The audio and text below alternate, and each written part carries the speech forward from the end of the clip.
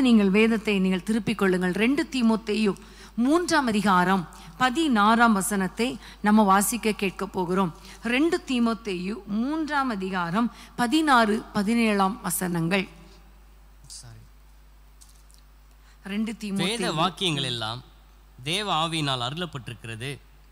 தேவனுடைய மனுஷன் தேறினவனாகவும் எந்த நற்கிரியும் செய்ய தகுதியுள்ளவனாகவும் இருக்கும்படியாக அவைகள் உபதேசத்துக்கும் கடிந்து கொள்ளுதலுக்கும் சீர்திருத்தலுக்கும் நீதியை படிப்புக்குதலுக்கும் பிரயோஜனமுள்ளவைகளாக இருக்கிறது. ஆமேன். இந்த வசனம் பாருங்க, வேத வாக்கியங்கள் எல்லாம் தேவ ஆவியினால் அருளப்பட்டிருக்கிறது. இந்த 16ஆம் வசனத்தின் முதல் பகுதி பார்த்தீங்களா? அவை வேத வாக்கியங்கள் எல்லாம் தேவ ஆவியினால் அருளப்பட்டிருக்கிறது. ஸோ ஆண்டவருடைய வார்த்தையில ஒரு அபிஷேகம் இருக்கிறதை நம்ம பார்க்கிறோம். ஆவியானவருடைய வார்த்தைகள், தேவ வார்த்தைகள், வேத வாக்கியங்கள் இவை எல்லாமே ஆவியானவரால் அருளப்பட்டது. ஆமேன், ஹல்லேலூயா. இந்த வசனம், அதாவது இந்த பைபிள் முழுவதும் நீங்க எடுத்துக்கொண்டீங்கன்னா இதில் எழுதப்பட்ட ஒவ்வொரு வார்த்தைகளும் தேவனுடைய ஆவியினாலே எழுதப்பட்டிருக்கிறது. தேவனுடைய ஆவியினால ஏவப்பட்டு அநேக தேவ பக்தர்கள் இதை எழுதியிருக்கிறார்கள். எதற்காக ஆவியானவரால் இந்த வார்த்தைகள் எழுதப்பட்டிருக்கிறது என்று பார்க்கும் பொழுது அந்த 16ஆம் வசனத்திலே பார்க்கிறோம். திரும்ப வாசிக்க கேட்கலாமா? 3:16. வேத வாக்கியங்கள் எல்லாம் தேவாவியினால் அருளப்பட்டிருக்கிறது. தேவனுடைய மனுஷன் தேறினவனாகவும் எந்த நற்கிரியும் செய்ய தகுதி உள்ளவனாகவும் இருக்கும்படியாக. ஆமேன். ஏன் வேத வாக்கியங்கள் தேவனுடைய ஆவியினால் அருளப்பட்டிருக்கிறது அப்படின்னு பார்த்தீங்கன்னா, தேவனுடைய மனுஷன் தேறினவனாகவும் எந்த நற்கிரியை செய்ய தகுதி உள்ளவனாகவும் இருக்கும்படியாக அவனை சீர்படுத்த, கடிந்து கொண்டு நீதியை படிப்பிக்க அந்த வசனங்கள் பிரயோஜனமாக இருக்கிறது. அப்போ இன்னைக்கு இந்த வசனத்தை வாசித்த பொழுது 2 காரியம் ஆண்டவர் உணர்த்தினார். ஏன் வேத வசனம் ஆவியினால எழுதப்பட்டிருக்கிறது என்றால், எந்த மனுஷனையும், அதாவது தேவ மனுஷனை தேறினவனாய் நிறுத்த. அதாவது தேவனுடைய மனுஷன்னா யாரு? எங்க பாஸ்டர் தான், ஊழியக்காரர் தான் அப்படின்னு நினைக்கிறீங்களா? இல்லை, நீங்களும் நானும் தேவனுடைய மனுஷன், தேவனுடைய பிள்ளைகள். ஆமேன், ஹல்லேலூயா. தேவன் நமக்குள் வாசமாய் இருந்தால் நாம் தேவ மனுஷன், அப்படிதானே? நமக்குள்ள தேவன் வாசமாய் இருக்கிறார், அவர் நம்மோடு கூட இருக்கிறார். நாம் அவருடைய பிள்ளைகளாய் இருக்கிறதுனால நம்மை குறித்து தான் கர்த்தர் சொல்லுகிறார் தேவனுடைய மனுஷன். அப்போ ஒன்று தேறினவனாக இருக்கும்படி. அப்போ நீங்கள் நினைப்பீங்க, தேவனுடைய மனுஷனாக மாறுறதுக்கே முதல்ல தேறி இருக்கணுமே, அப்படிதான் நீங்கள் நினைப்பீங்க இல்லையா? இல்லை, ஆண்டவர் முதல்ல நம்மை அவருடைய பிள்ளைகளாய் மாற்றுகிறார். அதுக்கப்புறம் நமக்கு படிப்பிக்கிறார், சொல்லிக் கொடுக்கிறார், கடிந்து கொள்ளுகிறார், உணர்த்துகிறார், சீர்படுத்துகிறார், ஸ்திரப்படுத்துகிறார். அப்படியே தேறினவனாய் கர்த்தர் நிறுத்துகிறார். கடைசி வரைக்கும் நம்ம தேறிட்டே தான் இருக்கணும். எல்லாரும் தேறினவங்க கிடையாது. கடைசி வரைக்கும் கர்த்தர் நம்மை பரிசுத்தப்படுத்தி கொண்டே இருப்பார், நிறுத்தி கொண்டே இருப்பார், நிற்க வைப்பார், கடிந்து கொள்வார், சீர்படுத்துவார், பரிசுத்தப்படுத்துவார், ஸ்திரப்படுத்துவார். ஸோ எல்லாரையும் அவர் தேறினவனாய் நிறுத்தும்படிக்கும். ஸோ இப்போ நம்ம தேறலை, ஆனால் அந்த வசனங்கள், அந்த வசனத்தில் இருக்கிற வல்லமை நம்மை தேறினவனாக நிறுத்தும். 2வது தகுதி உள்ளவனாய் நிறுத்தும், நற்கிரியை செய்ய தகுதி உள்ளவனாய் நிறுத்தும். ஸோ 2 காரியம். 1 தேறணும், 2வது தகுதியாக இருக்கணும். தேறணும், தகுதியாக இருக்கணும். நீங்களே சொல்லி பாருங்களேன், நான் தேறணும், தகுதி உள்ளவனாக இருக்கணும், நான் தேறணும், தகுதி உள்ளவளாக இருக்கணும். இதற்காக தான் வேத வசனங்கள் ஆவியினால அருளப்பட்டிருக்கிறது. வெறுமன வசனம் மாத்திரம் இருந்தாலும் அந்த வசனத்தில் ஒரு வல்லமை இருக்கிறபடினால, அந்த வசனத்தில் ஆவியானவர் உடைய கிரியை செயல்பாடு இருக்கிறதுனால, அந்த செயல்பாடு, அந்த வல்லமை தான் நம்மை தேறினவனாய் நிறுத்தும், நம்மை தகுதிப்படுத்தும். ஹல்லேலூயா, கர்த்தருக்கு ஸ்தோத்திரம். பிரியமானவர்களே, இந்த நேரத்தில் நம்முடைய ஆத்துமாவை, நம் ஒவ்வொருவரையும், தேவனுடைய பிள்ளைகளாகிய நம்மை அவரை ஏற்றுக்கொண்ட நம்மை, அவரால் ரட்சிக்கப்பட்ட நம்மை, மீட்கப்பட்ட நம்மை, தேவ மனுஷன் அல்லது மனுஷியாக கர்த்தர் தெரிந்தெடுத்திருக்கிற நம்மை எப்படி இந்த வசனங்கள் தேறினவர்களாய் நிறுத்துகிறது, எப்படி நம்மை தகுதி உள்ளவர்களாய் நிற்க வைக்கிறது என்பதை குறித்து நம்ம இன்றைக்கு பார்க்க போகிறோம். நெகேமியா 8ஆம் அதிகாரத்துக்கு திருப்பிக் கொள்ளுங்கள். 8-9 வசனங்களை நம்ம வாசிக்க கேட்க போறோம். நெகேமியா 8-9 வசனங்கள். நியாயாதிபதிகளுடைய நியாயப்பிரமாண புஸ்தகத்தை தீர்க்கமாக வாசித்து அர்த்தம் சொல்லி வாசித்ததை அவர்களுக்கு விளங்க பண்ணினார்கள். ஜனங்கள் எல்லாரும் நியாயப்பிரமாணத்தின் வார்த்தைகளை கேட்டபோது அழுதபடியால் திர்ஷாதா எனப்பட்ட நெகேமியாவும் வேதபாரனாகிய எஸ்ரா என்னும் ஆசாரியனும் ஜனங்களுக்கு விளங்க காட்டின லேவியரும் சகல ஜனங்களையும் நோக்கி, இந்த நாள் உங்கள் தேவனாகிய கர்த்தருக்கு பரிசுத்தமான நாள், நீங்கள் துக்கப்படவும் அழவும் வேண்டாம் என்றார்கள். இந்த இடத்துல நம்ம பார்க்கிறோம் 8ஆம் வசனத்திலே அவர்கள் தேவனுடைய நியாய பிரமாணத்தை வாசித்து அர்த்தம் சொல்லி வாசித்ததை அவர்களுக்கு விளங்க பண்ணினார்கள். இங்க பார்க்கிறோம், ஆசாரியர்கள் ஒவ்வொருவரும், எஸ்ராவும் ஆசாரியர்களும் வேத வசனத்தை எடுத்து, நியாய பிரமாண புத்தகத்தை எடுத்து அதை தீர்க்கமாய் வாசித்து அதுக்கான அர்த்தத்தை விளங்க பண்ணுகிறார்கள். இந்த வசனங்களை கேட்ட உடனே ஜனங்கள் எல்லாரும் என்ன செஞ்சாங்களா? அழுதார்கள். பாருங்க, இது ஏன் இவங்க அழணும் அப்படின்னா, அந்த வசனத்தில் இருக்கிற வல்லமை இவர்கள் உள்ளத்துக்குள்ள போய் அங்க கிரியை செய்கிறபடியினால அவர்களுக்குள்ளே ஒரு பாவ உணர்வு வருகிறது. நாங்க பாவம் செஞ்சோம், நாங்கள் எல்லாரும் கர்த்தருடைய நியாய பிரமாண புத்தகத்துக்கு கீழ்ப்படியாமல் போனோம், ஆகவே எங்களை மன்னியும் அப்பா என்று சொல்லி அவர்கள் ஆண்டவருடைய வார்த்தைக்கு ஒப்பு கொடுத்து அவர்கள் அழுது ஜெபம் பண்ணினதை பார்க்கிறோம். நெகேமியா 10ஆம் அதிகாரம் 29ஆம் வசனத்தை வாசிப்போமா? பெரியவர்களாகிய தங்கள் சகோதரரோடே கூடிக்கொண்டு தேவனுடைய தாசனாகிய மோசே கொண்டு கொடுக்கப்பட்ட தேவனுடைய நியாயப்பிரமாணத்தின்படி நடந்து கொள்வோம் என்றும், எங்கள் ஆண்டவராகிய கர்த்தரின் கற்பனைகளையும் சகல நீதி நியாயங்களையும் கட்டளைகளையும் எல்லாம் கை கொண்டு அவைகளின்படி செய்வோம் என்று அவர்கள் ஒப்பு கொடுத்ததை நாம் பார்க்கிறோம். வசனங்களை 8ஆம் அதிகாரத்தில் வாசித்த பொழுது அதை கேட்ட ஒவ்வொருவரும் அழுது ஒப்பு கொடுத்து 10ஆம் அதிகாரத்தில் அவங்க சொல்றாங்க, நாங்க தேவனுடைய நியாய பிரமாணத்தின்படி நாங்கள் நடந்து கொள்வோம் என்று அவர்கள் ஒப்பு கொடுத்ததை நாம் பார்க்கிறோம். பிரியமானவர்களே, வசனத்தினால, அந்த வசனம் ஆவியானவருடைய ஆளுகைக்கு உட்பட்டு ஏவப்பட்டு எழுதப்பட்டதினால வசனத்தை கேட்கிற ஒவ்வொருவருக்குள்ள ஒரு பாவ உணர்வு வருகிறதை பார்க்கிறோம். பாவத்திலிருந்து விடுதலை அடையணும், பிரமாணத்துக்கு தேவனுடைய வார்த்தைக்கு கீழ்ப்படியணும் என்கிற ஒரு எண்ணம், ஒரு உணர்வை கர்த்தர் கட்டளையிட்டார். இது யாருடைய வேலைன்னு யோசித்தீங்கன்னா, இது ஆவியானவருடைய கிரியை. ஆமென். ஆவியானவர் கிரியை செய்யாவிட்டால் ஒரு மனிதனுக்குள்ளேயும் இந்த பாவ உணர்வு வருவதில்லை. அவர்கள் பாவ உணர்வு வரும் பொழுதுதான் அவர்கள் அடுத்த லெவலுக்கு தேறினவர்களாய் மாறுகிறார்கள். ஆமென், ஹல்லேலூயா. அப்ப இந்த வசனம், அந்த வசனமாகிய சத்தியம் ஒவ்வொரு மனிதர்களுக்குள்ளே ஒரு விடுதலையை கொடுக்கிறது. சத்தியத்தை அறிவீர்கள், சத்தியம் உங்களை விடுதலையாக்கும். ஹல்லேலூயா. ஏன் இந்த சத்தியம் எங்களை விடுதலையாக்குகிறது என்றால், நீங்க வேதத்தை வாசிக்கணும். 1 பேதுரு 1ஆம் அதிகாரம் 22ஆம் வசனத்தை நம்ம வாசிக்க கேட்க போறோம். எல்லாரும் வேதத்தை திறந்து கொள்ளுங்கள். 1 பேதுரு 1ஆம் அதிகாரம் 22ஆம் வசனம். ஆகையால் நீங்கள் மாயமற்ற சகோதர சிநேகமுள்ளவர்களாய் இருக்கும்படி ஆவியினாலே சத்தியத்துக்கு கீழ்ப்படிந்து உங்கள் ஆத்துமாக்களை சுத்தமாக்கி கொண்டவர்களாய் இருக்கிறபடியால் சுத்த இருதயத்தோடே ஒருவரில் ஒருவர் ஊக்கமாய் அன்பு கூறுங்கள். ஆமென். ஆவியினாலே சத்தியத்துக்கு கீழ்ப்படிந்து உங்கள் ஆத்துமாக்களை சுத்தமாக்கி கொண்டவர்களாய் இருக்கிறபடியினால, சத்தியத்தை கேட்டாலும் ஆவியானவர் இல்லாவிட்டால் ஆவியானவருக்கு நம்ம கீழ்ப்படிய முடியாது. ஆமென். சத்தியத்துக்கு கீழ்ப்படிய முடியாது.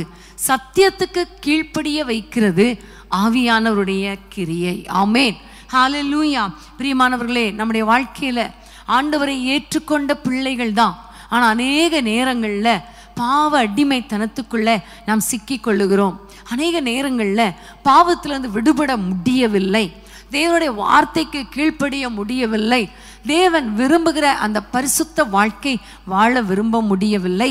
அது மாத்திரமல்ல, எங்களுடைய குடும்பத்தில் இருக்கிற நிறைய பேர் கூட ஆண்டவருடைய வார்த்தையை கீழ்ப்படிந்து சத்தியத்துக்கு கீழ்ப்படிந்து நடக்கலையே அப்படின்னு நீங்கள் ஒருவேளை யோசித்து கொண்டிருந்தீங்கன்னா ஆவியானவரை பார்த்து சொல்லுங்க, ஆவியானவரே உம்முடைய சத்தியத்தினாலே எங்களை பரிசுத்தமாக்குங்க. ஆவியினாலே சத்தியத்துக்கு கீழ்ப்படிந்தவர்களாகி, அப்போ ஆவியானவர் இறங்கி வந்தாதானே நாங்கள் சத்தியத்துக்கு கீழ்ப்படிய முடியும். ஆகவே ஆவியானவரே சத்தியத்துக்கு கீழ்ப்படுகிற ஒரு இருதயத்தை தாரும். ஆமென். இந்த வசனத்துக்கு நாங்கள் கீழ்ப்படிஞ்சாதான் எங்களுக்கு ஒரு விடுதலை உள்ள வாழ்க்கை வாழ முடியும். வசனத்துக்கு கீழ்ப்படிஞ்சாதான் பரிசுத்தம் உள்ள வாழ்க்கை வாழ முடியும். ஆகவே இந்த வசனத்துக்கு கீழ்ப்படுகிற அந்த கிருபையை எங்கள் ஒவ்வொருவருக்கும் தாரும். ஆவியானவரே நீ தாரும் என்று சொல்லி ஆண்டவரிடத்தில் கேட்க போகிறோம். ஏன்னா நம்ம முதல்ல வாசித்த வசனம் 2 தீமோத்தேயு 3:17 பார்க்கும் பொழுது வேத வாக்கியம் ஆவியினால எழுதப்பட்டிருக்கிறபடியினால அவைகள் 17ஆம் வசனத்தில் கடிந்து கொள்ளுதலுக்கும் சீர்திருத்தலுக்கும் நீதியை படிப்பிக்குதலுக்கும் பிரயோஜனமாக இருக்கிறது. இந்த வசனம் நம்மை கடிந்து கொள்ளுகிறது. இந்த வசனம் நம்மை சீர்படுத்துகிறது. இந்த வசனம் நமக்கு நீதியை படிப்பித்து கொடுக்கிறது. அந்த வசனத்துல ஆவியானவருடைய ஆளுகை இருக்கிறபடியினால இன்னைக்கு அன்பான தேவ பிள்ளைகளே, இன்னைக்கு நீங்க ஆண்டவரை பார்த்து சொல்லுங்க, ஆண்டவரே இந்த வசனத்தின்படி வாழ எங்களுக்கு கிருபை கொடுங்க. ஆவியானவரே சத்தியத்துக்கு கீழ்ப்படுகிறதுக்கு நீங்க எங்களுக்கு உறுதுணையாயிருங்க. உம்முடைய ஆவியினால நாங்க கடிந்து கொள்ளப்பட்டால்தான், இந்த வசனமும் ஆவியும் இணைந்து வந்தால்தான் அந்த வசனத்தில் இருக்கிற வல்லமையை நாங்கள் உணர்ந்து எங்களை பரிசுத்தமாக்கி கொள்ள முடியும். ஆகவே எங்களுடைய ஆத்துமாவை பிழைப்பிக்கும்படி, எங்களுடைய ஆத்துமாவில் ஒரு பரிசுத்தம் உண்டாகும்படி, எங்களுடைய பாவ வாழ்க்கையிலிருந்து ஒரு விடுதலை உண்டாகும்படி நம்முடைய வசனமும் ஆவியானவருடைய வல்லமையும் எங்களுக்குள்ள கிரியை செய்யட்டும். ஆமென், ஹல்லேலூயா. சங்கீதம் நீங்கள் திருப்பிக் கொள்ளுங்கள். சங்கீதம் 37ஆம் சங்கீதம் 31ஆம் வசனத்தை நம்ம வாசிக்க கேட்போம். சங்கீதம் 37:31. அவனுடைய தேவன் அருளிய வேதம் அவன் இருதயத்தில் இருக்கிறது, அவன் நடைகளில் ஒன்றும் பிசகுவதில்லை. அவனுடைய தேவன் அருளிய வேதம் அவன் இருதயத்தில் இருக்கிறது, அவன் நடைகளில் ஒன்றும் பிசகுவதில்லை. அருமையான ஒரு வார்த்தை இல்லையா? ஆண்டவர் அருளின வேதம் நம்ம இருதயத்தில் இருந்தால் நம்முடைய நடைகளில் ஒன்றும் பிசகுவதில்லை. அதாவது நம்ம கீழே ஸ்லிப்பாகி விழுவதே கிடையாது, நாம் விழுந்து போவதே கிடையாது. ஆமென். ஆவிக்குரிய வாழ்க்கையில் அதே மாதிரி தான் 119ஆம் சங்கீதம் 9ஆம் வசனத்தில் வாலிபன் தன் வழியை எதினால் சுத்தம் பண்ணுவான், உமது வசனத்தின்படி தன்னை காத்து கொள்கிறதினால் தானே. அப்போ இந்த வசனம் நம்மை பரிசுத்தப்படுத்துகிறது. சும்மா வசனம் என்று சொல்வதை விட ஆவியினால் ஏவப்பட்ட வசனம், ஏவப்பட்டு எழுதப்பட்ட வசனம் என்னை கடிந்து கொள்ளும் பொழுது, என்னை நீதியினால் நிரப்பும் பொழுது எனக்குள்ளே ஒரு பரிசுத்தம் உண்டாகிறது, என் குடும்பத்தில் ஒரு பரிசுத்தம் உண்டாகிறது. நீங்கள் ஒவ்வொரு நாளும் வசனத்தை வாசிக்கும் பொழுது இந்த எண்ணத்தோடு கூட வாசிங்க. ஆவியானவரே நான் எந்தெந்த காரியங்களில் நான் திருந்தனோ, வசனம் வாசிக்கிறேன் ஆனால் எந்தெந்த காரியங்களில் உம்முடைய வசனத்துக்கு ஒப்பு கொடுத்து நான் வாழணும், எந்தெந்த காரியங்களில் நான் ஆண்டவரே உமக்கு பிரியமான வாழ்க்கை வாழணும். வல்லமையான ஆவியானவரே நல்ல வழியில் எங்களை நடத்துங்க, எங்களை சரியான பாதையில் நடத்துங்க, பைபிள் வசனத்தின்படி எங்களை நடத்துங்க. இந்த வசனத்தை வாசிக்கும் பொழுது ஆவியானவரே நீங்கள் எங்களோடு கூட பேசுங்க, நீங்கள் எங்களோடு கூட இடைப்படுங்க என்று சொல்லி நீங்கள் ஜெபம் பண்ணிட்டு, ஆவியானவரை பார்த்து ஜெபம் பண்ணிட்டு வசனத்தை வாசித்தீங்கன்னா கண்டிப்பாக அந்த வசனத்தில் உங்களுக்குள்ளே ஒரு பரிசுத்தம் உண்டாகும். ஆமென். அது ஆவியானவருடைய கிரியை. இன்னும் நம்ம பார்த்தோமே ஆனால் இந்த வசனத்தினாலே, இந்த வசனமும் வல்லமையும் கிரியை செய்கிறதுனால நம்முடைய வாழ்க்கையில் நடக்கிற ஒரு இன்னொரு காரியம், லூக்கா எழுதின சுவிசேஷம் 24ஆம் அதிகாரம் 30-31 வசனங்கள். லூக்கா 24, 30, 31 வசனங்களை நம்ம வாசிக்கலாம். அவர்களோடே அவர் பந்தி இருக்கையில் அவர் அப்பத்தை எடுத்து ஆசீர்வதித்து அதை பிட்டு அவர்களுக்கு கொடுத்தார். அப்பொழுது அவருடைய கண்கள் திறக்கப்பட்டு அவரை அறிந்தார்கள். உடனே அவர் அவர்களுக்கு மறைந்து போனார். அதான் இந்த வசனத்துல 30ஆம் வசனத்துல பார்க்கும் பொழுது அவர் அப்பத்தை எடுத்து அவர்களுக்கு பிட்டு அவர்களுக்கு கொடுத்தார். ஆமேன். அப்பத்தை எடுத்து கொடுத்தார் அப்படின்னு சொல்லும் பொழுது அப்பம் எதற்கு அடையாளமாக இருக்கிறது? நம்ம எல்லாருக்கும் தெரியும். அப்பம் வசனத்துக்கு அடையாளமாக இருக்கிறது. ஆண்டவருடைய வாயிலிருந்து புறப்படுகிற ஒவ்வொரு வசனமும் அப்பத்துக்கு அடையாளமாக இருக்கிறது. வசனத்தை பிட்டு கொடுத்த பொழுது நடந்தது என்ன? அவர்களுடைய கண்கள் திறக்கப்பட்டது. ஆமேன். 32ஆம் வசனத்தை வாசிக்கலாமா? 32ஆம் வசனம். அப்பொழுது அவர்கள் ஒருவரை ஒருவர் நோக்கி, வழியிலே அவர் நம்முடனே பேசி வேத வாக்கியங்களை நமக்கு விளங்க காட்டின பொழுது நம்முடைய இருதயம் நமக்குள்ளே கொழுந்து விட்டு எரியவில்லையா என்று சொல்லிக்கொண்டு. ஆமேன். அப்போ அவங்க நடந்து வரும் பொழுது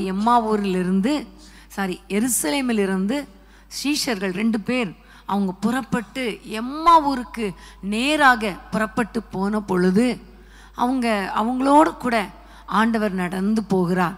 நடந்து போய் வேத வசனங்களை அவங்களுக்கு விளங்க காட்டின பொழுது அவர்கள் உள்ளத்துக்குள்ளே ஒரு கொழுந்து விட்டு எரிந்தது. காரணம், அந்த வசனம் ஆவியாய் இருக்கிறபடியினால அந்த வசனத்தை ஆண்டவர் அவர்களுக்கு கற்றுக் கொடுக்கும் பொழுது அந்த வசனத்தில் இருக்கிற வல்லமை அவங்க உள்ளத்துக்குள்ளே கிரியை செய்து கொழுந்து விட்டு எரிய வைத்தது. ஆனாலும் தொடர்ந்து அவங்க எம்மாவூருக்கு போய் கொண்டே இருந்தார்கள். அப்பொழுது அங்கு ஒரு இடம் வந்த பொழுது, சாயங்காலமான பொழுது, ஆண்டவரே நீங்கள் எங்களோடு கூட தங்குங்க என்று ஆண்டவரும் தெரியாது, ஆனாலும் எங்களோடு கூட தங்கியிரும் என்று அவரை கூப்பிட்ட பொழுது அவர் தங்கினார். தங்கி அவர்களுக்கு அப்பத்தை பிட்டு கொடுத்த பொழுது உடனே அவர்கள் கண்கள் திறந்தது, அவரை அறிந்தார்கள். ஆமேன். கிட்டத்தட்ட பாருங்க, ஆண்டவரோடு கூட 3.5 வருஷங்கள் கிட்டத்தட்ட அவரோடு கூட நடந்தவர்கள் தான், அவருடைய சீஷர்கள் தான், அவரோடு கூட இருந்தவர்கள் தான். ஆனால் அவங்களுக்கே அவரை அறியலை. ஆனால் இந்த அப்பம் அவர்களுக்குள்ளே போன பொழுது, வேத வசனம் போன பொழுது, அந்த வேத வசனம் கொழுந்து விட்டு எரிந்த பொழுது அவருடைய கண்கள் திறக்கப்பட்டு அவரை அறிந்தார்கள். ஆமேன். ஹல்லேலூயா. அன்பான தேவ பிள்ளைகளே, என் ஜனங்கள் அறியாமையினால் சங்காரமாகிறார்கள் என்று சொல்லப்பட்டிருக்கிறது. ஆனால் இந்த வேத வசனங்களை வாசிக்க வாசிக்க வாசிக்க நம்முடைய கண்கள் திறக்கப்படும், அவரை பார்க்க முடியும். இப்போ நம்முடைய மாம்சீக கண்கள் திறக்கப்பட்டு இருக்கிறது. ஆனால் ஆவிக்குரிய கண்கள் திறக்கப்பட்டாதானே அவரை அறிய முடியும். இந்த ஆவிக்குரிய கண்களை திறப்பது யார்? ஆவியானவருடைய வார்த்தை. ஆமேன்.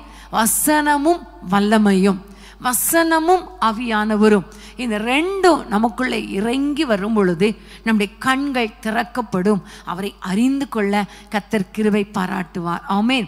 இவங்க பாருங்க, எருசலேம்ல இருக்க வேண்டியவங்க, ஆனா எம்மாவூருக்கு போனாங்க. எம்மாவூர் என்றால் அது அருவருப்பை குறிக்கிறது. பரிசுத்தம் என்றால் எருசலேம் என்றால் பரிசுத்த நகரம், மகாராஜாவின் நகரம். அப்போ இவங்க பரிசுத்த இடத்துல இருக்க வேண்டியவங்க, ஒரு காலத்தில் பரிசுத்தமாக இருந்தவங்க, அதை விட்டுட்டு எம்மாவூருக்கு நேராக போன பொழுது, அருவருப்பை நோக்கி போன பொழுது, பின்மாற்றத்துக்குள்ள போன பொழுது, அந்த நேரத்தில் ஆண்டவர் வசனத்தை சொல்லி வேத வாக்கியங்களை விளங்க காட்டி சொல்லி சொல்லி சொல்லி சொல்லி அவர்களோடு நடந்து வருகிறார். அவருடைய இருதயம் கொழுந்து விட்டு எரிந்து கொண்டே இருக்கிறது. அப்புறம் ஒரு கட்டத்தில் அதே வசனத்தை பிட்டு அவர்களுக்கு கொடுத்த பொழுது அவருடைய கண்கள் திறந்தது.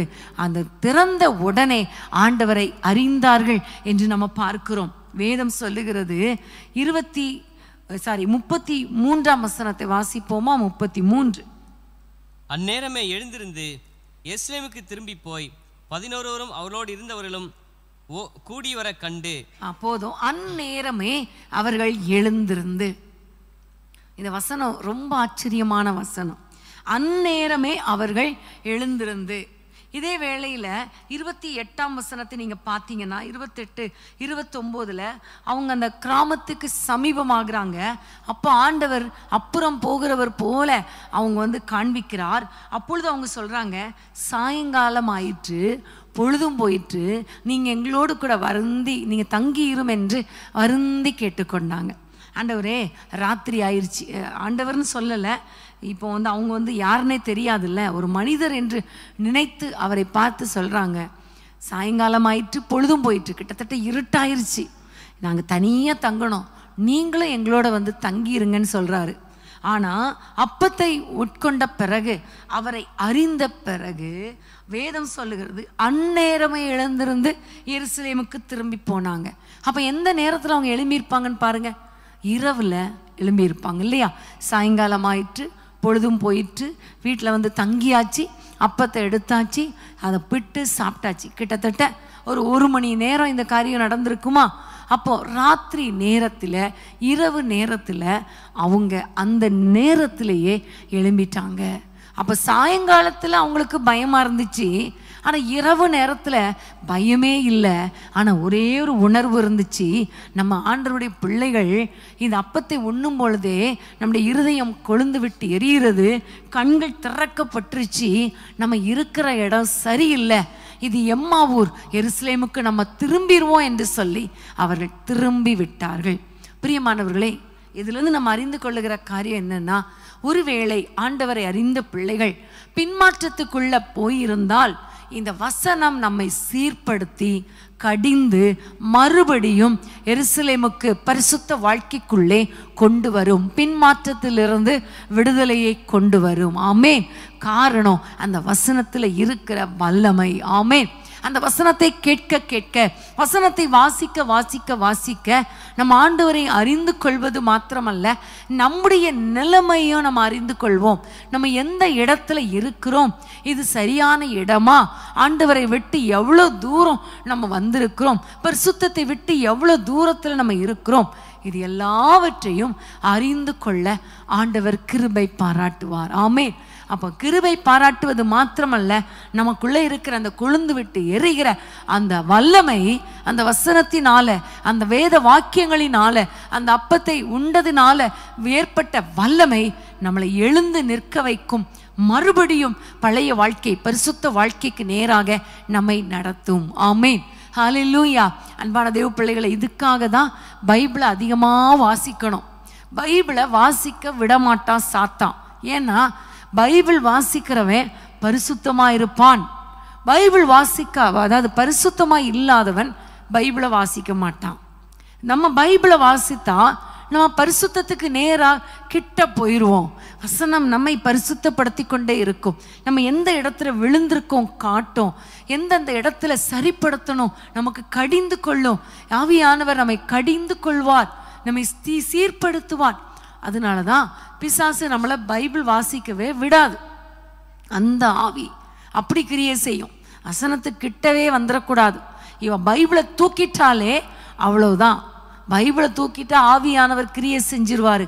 பைபிளை தூக்கிட்டா சத்தியம் அவங்களை விடுதலை ஆக்கிரும் என்பதை அறிந்து இந்த பிசாசு ஒவ்வொரு நாளும் பைபிள் வாசிக்க விடாமல் நம்மை தடுக்கும். நீங்கள் நினைப்பீங்க, தூக்கமாக வருது, கொட்டாவி வருது, என்ன செய்யன்னு தெரியல அப்படின்னா அது உங்கள் வேற ஒரு ஆவி இருக்குதுன்னு அர்த்தம். பைபிளை வாசிக்க விடாமல் இருந்தாலே அது ஒரு ஆவி. ஒரு அம்மா சொன்னாங்க, எனக்கு தூக்கமே வரல, ஒரு நாள் பைபிள் எடுத்து வாசிக்க ஆரம்பித்தேன், வாசித்து ஒரு பக்கம் கூட வாசிக்கலை, 2-3 வசனம் தான் வாசித்தேன், நல்லா தூக்கம் வந்துருச்சு. அதுலேருந்து பார்த்தேன், இந்த பைபிள் தூக்கம் வரலையா, உடனே பைபிள் வாசிக்க ஆரம்பிச்சிட்டேன், தூக்கம் வந்துடும், நல்ல தூக்கம். கர்த்தர் தமக்கு பிரியமானவர்களுக்கு நித்திரை கொடுக்குறார்ல அப்படின்னு சொன்னாங்க. உண்மையிலே இது கர்த்தர் கொடுக்குற தூக்கம் இல்லை, இது பிசாசு கொடுக்குற தூக்கம். ஆமென். இன்னைக்கு உங்களில் நிறைய பேர் அப்படி தான் சொல்கிறீங்க இல்லையா? ஜெபிக்க ஆரம்பித்தா தூக்கம், பைபிள் வாசிக்க ஆரம்பித்தா தூக்கம், அடுத்தது பைபிள் வாசிக்கிறதுக்கு டைமே இருக்காது. ஜெபிக்க கூட பிசாசு விட்டுருவான். ஏன்னா ஜெபிக்க ஆரம்பித்தா நம்ம தேவைகளை தானே சொல்லுவோம், எனக்கு அது வேணும், இது வேணும், அது வேணும், அது வேணும் அப்படின்னு ஜெபிச்சுட்டு ஆண்டவர் பதில் கொடுக்குறாரோ இல்லையோ எழும்பி வந்துடுவோம். ஆனால் பைபிள் வாசித்தா ஆவியானவர் நம்மோடு இடைப்படுவார். அந்த வசனம் ஆவியினால் எழுதப்பட்டதுனால அது நம்மை கடிந்து கொள்ளும், நம்மை சீர்படுத்தும், நமக்கு நீதியை சொல்லிக் கொடுக்கும், நம்மளை தேறினவனாய் மாற்றிரும். அப்படிங்கிறது தெரிஞ்சதுனால தான் பிசாசு நம்மை வசனத்தை வாசிக்க விட மாட்டான், வாசித்தாலும் ஃபாஸ்ட்டாக வாசிக்க விடுவான், தியானிக்க விட மாட்டான். அப்படியே பைபிள் வாசித்தாலும் அந்த தியானித்த வசனங்களை நமக்குன்னு ஏற்றுக்கொள்ள விட மாட்டான், அதை அப்பியாசப்படுத்த விட மாட்டான், வசனத்துக்கு கீழ்ப்படிய விட மாட்டான், வசனத்தின்படி வாழ விட மாட்டான். இதெல்லாம் சத்ருவுடைய தந்திரம். ஸோ இன்றைக்கி நம்ம ஆண்டவரிடத்தில் கேட்க போகிறோம், ஆண்டவரே நாங்கள் பரிசுத்தமாய் வாழணும். பரிசுத்தத்தை இழந்துட்டோம் சில சமயங்களில். அப்படின்னா உம்முடைய வசனத்தின் மூலமாக எங்களை மறுபடியும் பின்மாற்றத்தில் இருந்து எங்களை உயிர்ப்பியும் ஆண்டவரே என்று நீங்கள் சொல்லும் பொழுது கண்டிப்பாக ஆண்டவர் நம்மை உயிர்ப்பிப்பார். பின்மாற்றத்திலிருந்து கர்த்தர் நம்மை விடுதலையாக்கி கொண்டு வருவார். ஆமேன். கர்த்தருக்கு ஸ்தோத்திரம். ரோமர், நீங்கள் எல்லாம் திருப்பிக் கொள்ளுங்கள், ரோமர் 10ஆம் அதிகாரம் 17ஆம் வசனத்தை நம்ம வாசிக்கலாம். 10-17ஆம் வசனம். ஆதலால் விசுவாசம் கேள்வியினாலே வரும், கேள்வி தேவனுடைய வசனத்தினாலே வரும். ஆமேன். இந்த வசனம் சொல்லுகிறது, விசுவாசம் கேள்வியினால் வரும், கேள்வி தேவனுடைய வசனத்தினாலே வரும். வசனத்தை வாசிக்க வாசிக்க வாசிக்க நமக்குள்ளே நடக்கிற உள்ளான மனுஷனில் நடக்கிற கிரியைகளை குறித்து தான் உங்களோடு கூட பேசி கொண்டிருக்கிறேன். இந்த வசனத்தை நாம் வாசிக்கும் பொழுது வசனம் நம்மை பரிசுத்தப்படுத்தும், நம்மை விடுதலையாக்கும். இந்த வசனத்தில் இருக்கிற வல்லமை பாவத்திலிருந்து, பிசாசின் பிடியிலிருந்து விடுவிக்கும். அடுத்ததாக இந்த வசனம் நம்மை பின்மாற்றத்திலிருந்து விடுவிக்கும். ஆண்டவரை அறிந்த பிள்ளைகள் தான் பின்மாற்றத்துக்கு நேராக நம்ம போயிருந்தால் நம்மை பின்மாற்றத்திலிருந்து இந்த வசனமும் வல்லமையும் நம்மை விடுவிக்கும். அடுத்ததாக நம்முடைய ஆத்துமாவில், நம்முடைய உள்ளான மனுஷனில் நடக்கிற காரியம் என்னன்னா, இந்த வசனத்தை கேட்க கேட்க கேட்க நமக்குள்ளே ஒரு விசுவாசம் பெருகும். ஆமென்.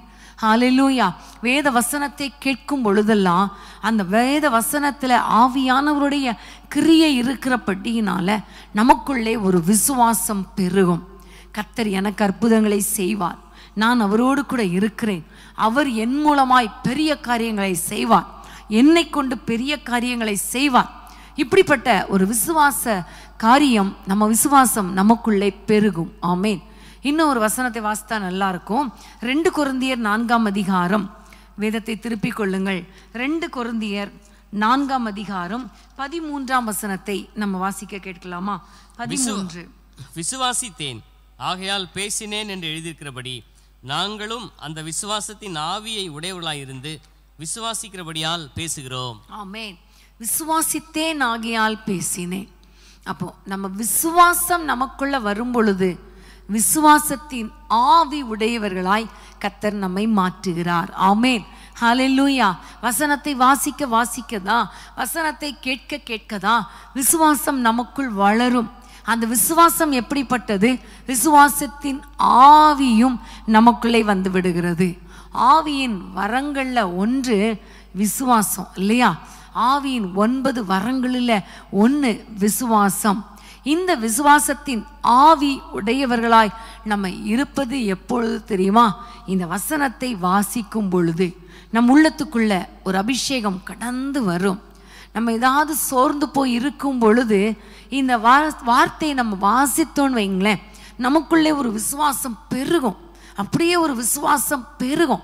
ஒரு பூஸ்ட் குடித்த மாதிரி நம்முடைய சோர்விலிருந்து நமக்கு ஒரு தைரியத்தை தரும். அது விசுவாசத்தின் ஆவி. ஆமென். ஹல்லேலூயா.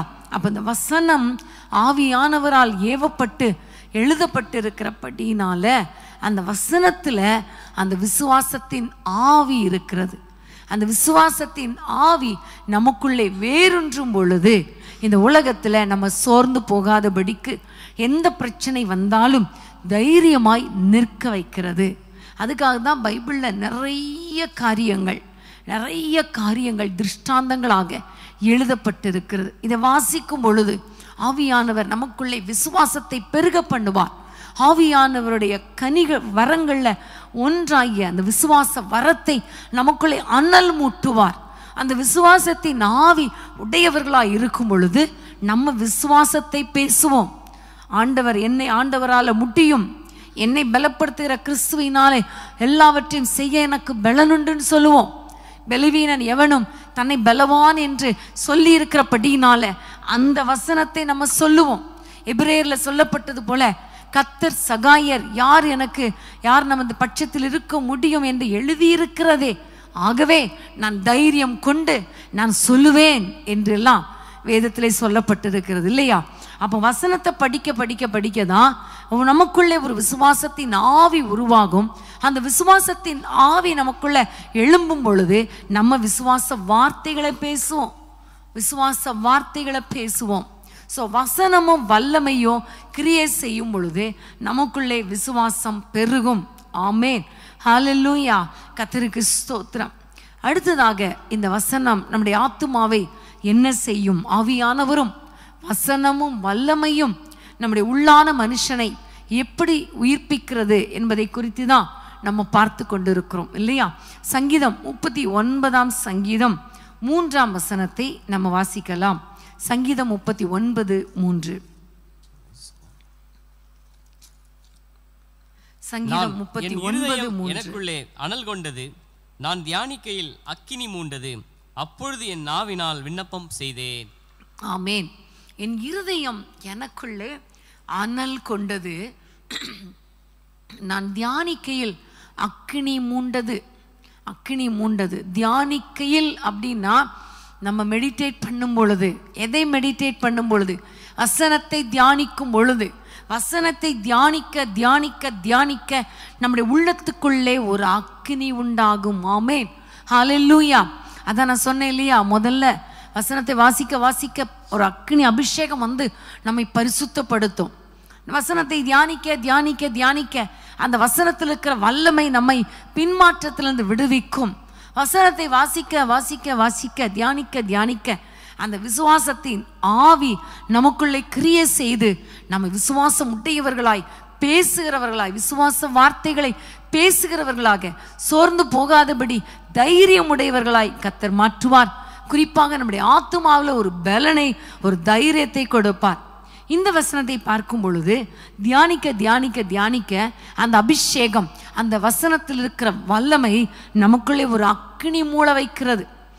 ஒரு சீஷர்கள் சொன்னாங்க இல்லையா, வேத வசனங்களை அவர் நமக்கு விளங்க காட்டின பொழுது நம்முடைய இருதயம் கொழுந்து விட்டு எரியவில்லையா?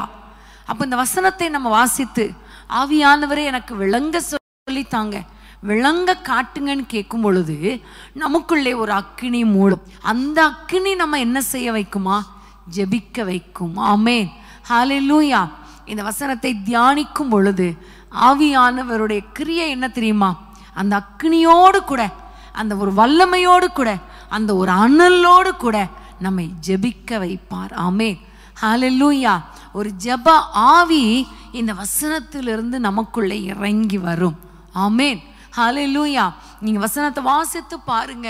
நிறைய வாக்குத்தத்த வசனங்களை வாசிக்கும் பொழுது, வாசிக்க வாசிக்க உள்ளத்துக்குள்ளே ஒரு அக்கினி வரும் பொழுது, ஆவியானவரே இப்படி சொல்லி இருக்கிறீங்களே, இந்த வசனம் இப்படி எழுதப்பட்டு இருக்கிறதே, என்னை பலப்படுத்துங்கன்னு நம்ம சொல்லுவோம். நிறைய நேரங்கள்ல நிறைய வசனங்களை வாசிக்கும் பொழுது, ஆண்டவரே நான் கூட இப்படிப்பட்ட சூழ்நிலையில் இருக்கிறேனே, என்னை பரிசுத்தப்படுத்துங்கன்னு ஜெபிக்க வைக்கும். நிறைய நேரங்கள்ல நிறைய தப்பு நம்ம பண்ணியிருப்போம் இல்லையா? அந்த தப்பை இந்த வசனத்தில் இருக்க அக்கினி நமக்கு சுட்டி காட்டும். இந்த அக்கினி நம்முடைய பொல்லாத கிரியைகளை சுட்டி காட்டி நம்மை ஜெபிக்க வைத்து ஆண்டவரிடத்துல கன்ஃபஸ் பண்ண வைக்கும், மன்னிப்பு கேட்க வைக்கும். ஆமேன். ஒரு ஜெப ஆவியினால கர்த்தர் நம்மை நிரப்புவார். அப்போ ஒவ்வொரு நாளும் நீங்க வசனத்தை வாசிக்க வாசிக்க வாசிக்க உங்களுடைய இருதயம் கொழுந்து விட்டு எரியும். அந்த கொழுந்து விட்டு எரிகிற அந்த கிரியையினால நீங்க விண்ணப்பம் பண்ணுகிறவர்களாக மாறிடுவீங்க. அடுத்ததாக நம்ம பார்க்க போற வசனம் எசேக்கியேல் 37 எசேக்கியேல் 37 4-5 வசனங்களை வாசிக்கலாமா? 4-5 வசனம். அப்பொழுது அவர், நீ இந்த எலும்புகளை குறித்து தீர்க்கதரிசனம் உரைத்து அவைகளை பார்த்து சொல்ல வேண்டியது என்னவென்றால், உலர்ந்த எலும்புகளே, கர்த்தருடைய வார்த்தையை கேளுங்கள். கர்த்தராகிய ஆண்டவர் இந்த எலும்புகளை நோக்கி, இதோ நான் உங்களுக்குள் ஆவியை பிரவேசிக்க பண்ணுவேன், அப்பொழுது உயிர் அடைவீர்கள். ஆமேன். இங்க பார்க்கிறோம், உலர்ந்த எலும்புகளை பார்த்து தீர்க்க தரிசனம் உரைத்து, இதோ கர்த்தர் சொல்லுகிற வார்த்தையை கேளுங்கள். 4 வசனம் இல்லையா? அப்போ ஆண்டவர் உலர்ந்த எலும்புகளை பார்த்து தீர்க்க தரிசனம் உரைங்கிறார். தீர்க்க தரிசனம் உரை, கர்த்தர் சொல்லுகிறதாவது என்று சொல். கர்த்தருடைய வார்த்தையை உரை என்று கர்த்தர் சொல்லுகிறார். அந்த வார்த்தையை உரைத்த பொழுது 10ஆம் வசனத்தை வாசிப்போமா? 10ஆம் வசனம். எனக்கு கற்பிக்கப்பட்டபடியே நான் தீர்க்கதரிசனம் உரைத்தேன்.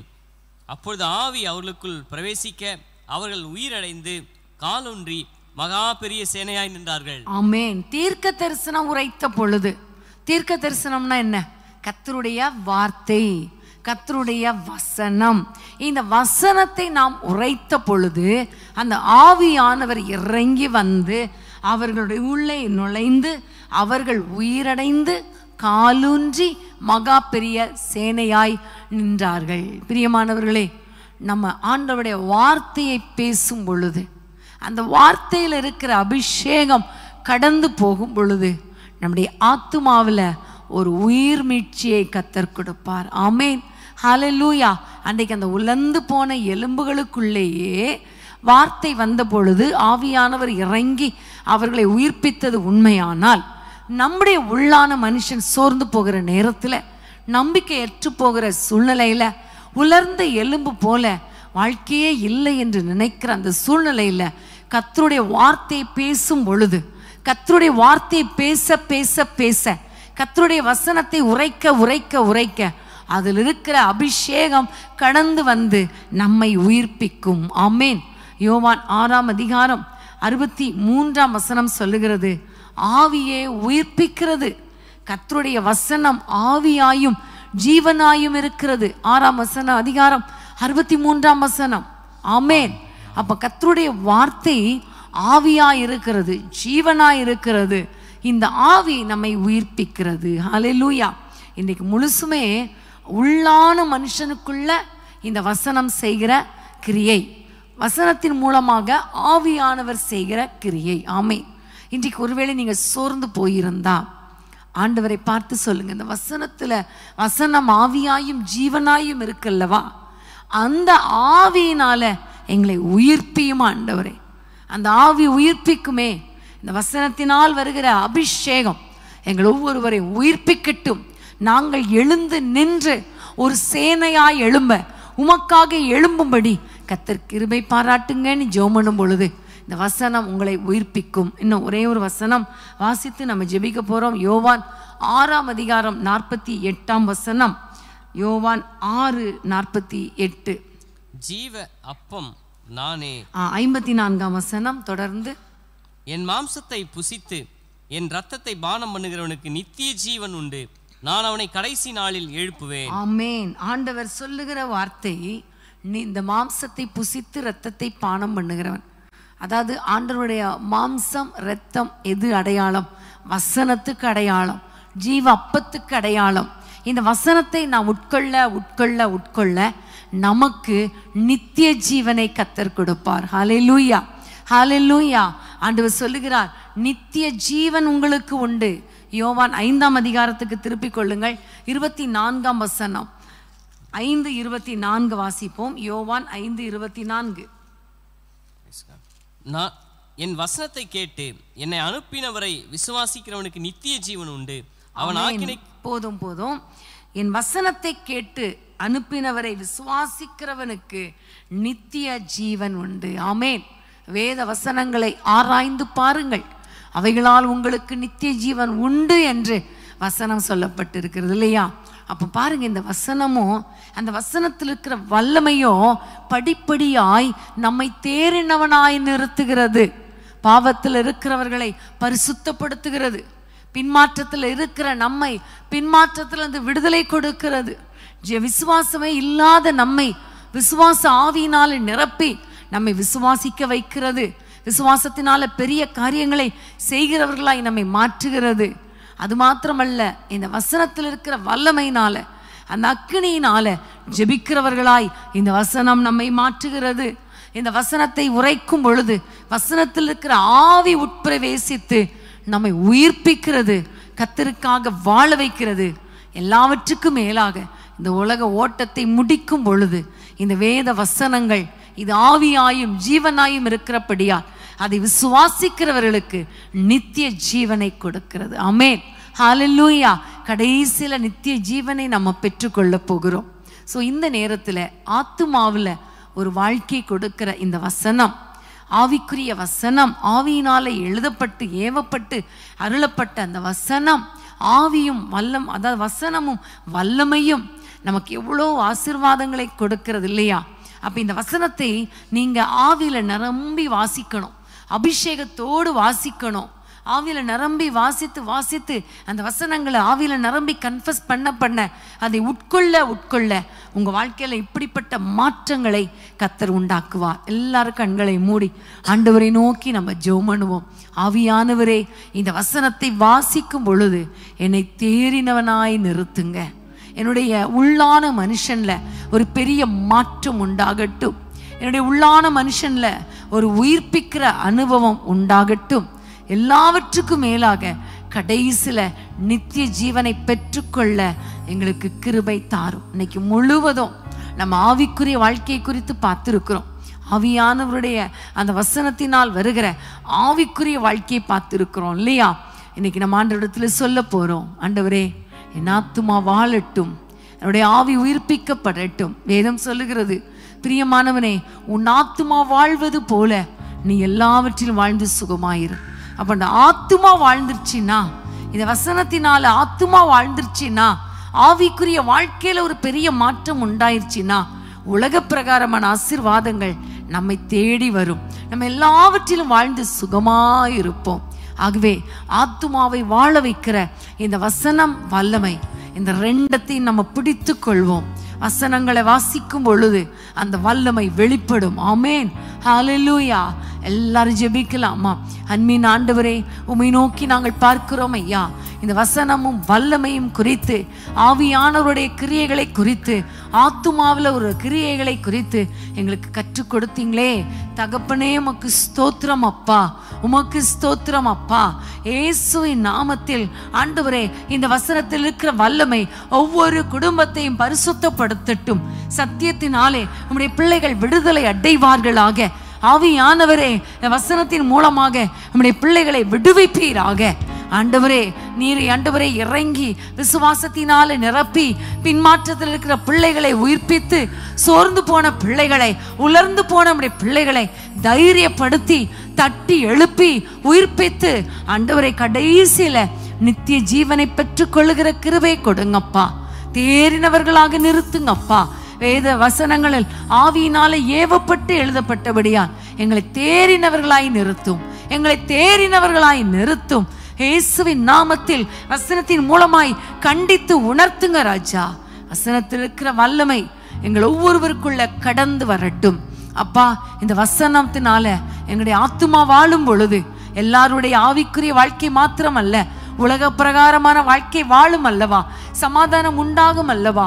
ஒவ்வொரு குடும்பங்களில் இருக்கிற பிரச்சனைகள் மாறட்டும், தரித்திரங்கள் மாறட்டும், வேதனைகள் மாறட்டும், கடன் பிரச்சனை மாறட்டும், அற்புதங்கள் நடப்பதாக உங்க கையில தாழ்த்தி ஒப்பு கொடுக்கிறோம். எங்களோடு கூட பேசினதற்காய் ஸ்தோத்திரம். இயேசுவின் நாமத்தில் பிதாவே, ஆமேன், ஆமேன். உங்களுக்காக ஜெபம் பண்ணுங்க. கர்த்தர் பெரிய காரியங்களை செய்வார். ஒவ்வொரு நாளும் வேத வசனங்கள் ஆவியினால எழுதப்பட்டிருக்கிறபடியினால் அப்பா, என்னை தேறினவனாய் நிறுத்தும்படி நீங்க என் கூட பேசுங்க பேசுங்க பேசுங்கன்னு நீங்க ஜெபத்தோடு நீங்க வசனத்தை வாசிக்கும் பொழுது வசனத்தில் இருக்கிற வல்லமை உங்களை உயிர்ப்பிக்கும். ஆமேன், ஹல்லேலூயா. கர்த்தருக்கு ஸ்தோத்திரம். நம்ம எல்லாம் சேர்ந்து சொல்லுவோம். என் ஆத்துமாவே கர்த்தரை ஸ்தோத்திரி, என் முழு உள்ளமே பரிசுத்த நாமத்தை ஸ்தோத்திரி. என் ஆத்துமாவே கர்த்தரை ஸ்தோத்திரி, அவர் செய்த சகல உபகாரங்களை மறவாதே. ஆமேன், ஆமேன், ஹல்லேலூயா. கர்த்தருக்கு ஸ்தோத்திரம்.